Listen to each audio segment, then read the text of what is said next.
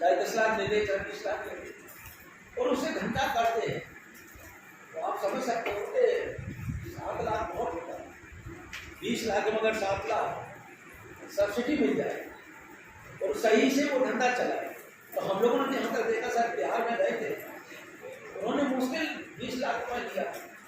आज वो DMEGP का जो फंड लगा हुआ है, जहाँ काम कर रहे हैं कारीगर, 100 महीना हमारी माता बहन काम कर रहे हैं, और वो इस समय 1-1.5-2 करोड़ का काम कर रहे हैं। कहाँ देखिए 20 लाख से कम लागत में 2 करोड़ में पहुँच गए। वो आगे आने वाले समय में कहाँ पहुँचेंगे?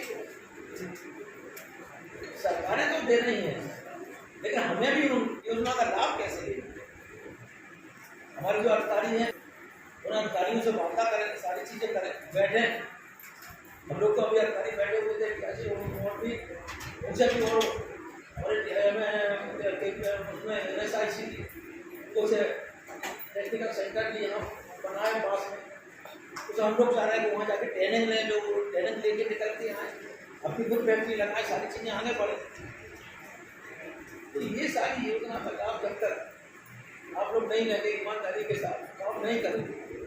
तो उन्होंने कहा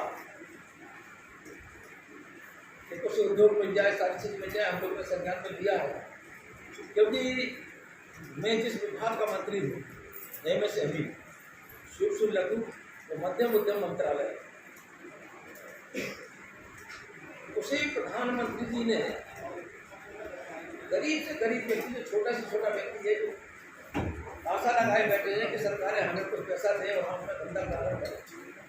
क्योंकि हम लोग देखते हैं, जब छोटे हम लोग थे, परिवार में, हर परिवार में धंधे होते हैं।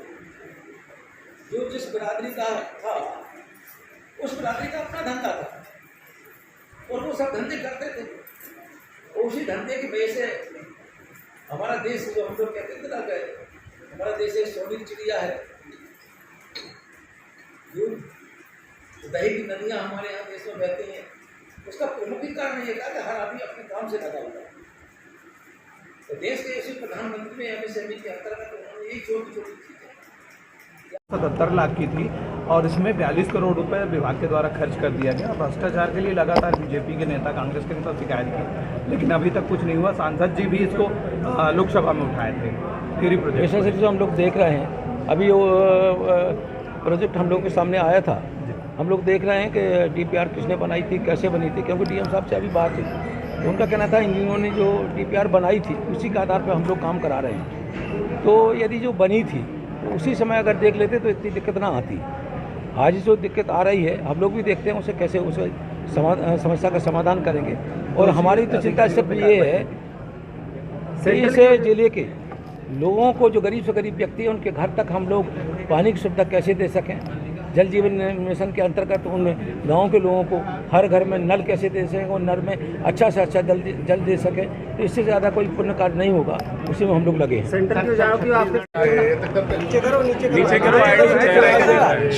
राजनांदगांव में आज मुझे आने का सौभाग्य प्राप्त हुआ है। देश के उसी प्रधानमंत्री कैसे कर रहे हैं, और भारतीय जनता पार्टी के नेता आदरणीय राष्ट्रीय अध्यक्ष नड्डा जी के निर्देश पर हम लोगों को मिला है कि हम लोग प्रदेश में, अन्य प्रदेशों में दौरा करें और देखें। उसी हिसाब से देश के प्रधानमंत्री जी ने मुझे यहाँ आने का निर्देश दिया था। मैं यहाँ कल रात में आ गया था, और विशेष रूप से यहाँ जो केंद्र की योजनाएं हैं, उन योजना का धरातल पर कितना क्रियान्वयन हो रहा है, उसकी समीक्षा के लिए एक बैठक यहाँ बुलाई गई थी। श्रीमान जिलाधिकारी के महोदय के तत्वाधान में ये बैठक थी। हम लोग बैठे और सारे जो बिंदु थे, उन बिंदुओं की समीक्षा की है। विशेष रूप से हम लोगों ने तय भी किया है कि जल जीवन मिशन के अंतर्गत कुछ गांव, 32 गांव जो पूर्ण हो गए हैं, उनमें से धरातल पर जाके हम लोग चेक करेंगे। DM साहब भी हमारे साथ होंगे और अधिकारी भी होंगे, और अन्य जो भी योजनाएं हैं उन्हें हम लोग जाके धरातल पर चेक करेंगे। और विशेष रूप से ये भी कहा कि अगर कहीं कोई दिक्कत आ रही है तो बताएं, और किसी योजना में अगर कोई पैसा कहीं रुका है तो वो भी कागज़ हम लोग को दे, जिससे हम सेंटर में जाके उस पैसे को रिलीज़ करा सकें। और इस प्रदेश का चौमुखी विकास करा सकें। और ये नंदगांव हमारे राजनांदगांव के जो ज़िले के लोग हैं, जो गरीब से गरीब लोग हैं, उनके चेहरे पे कैसे खुशी आ सकती है, ये मिलकर हम लोग काम करें। इसके लिए हम लोगों ने आज बैठक की।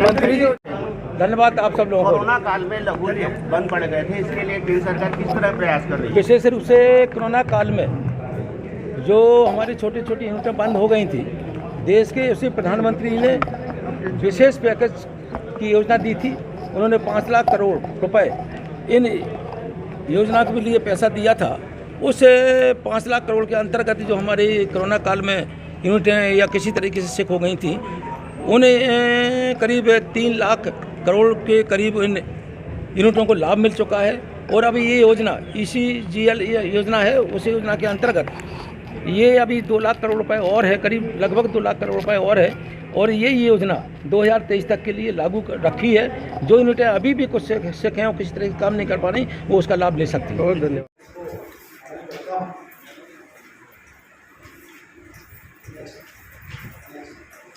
हमारा राजनांदगांव जिला देश की सबसे बड़े जिलों में से एक है।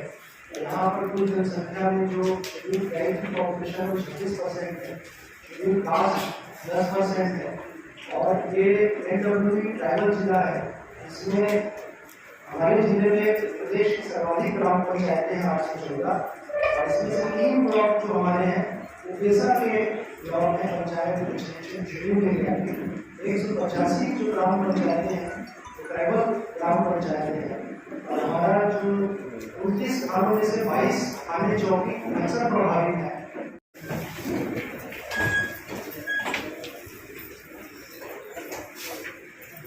सभी का ध्यान चाहूँ। भारतीय आज़ादी के 76वें वर्ष पूर्ण होने के अवसर पर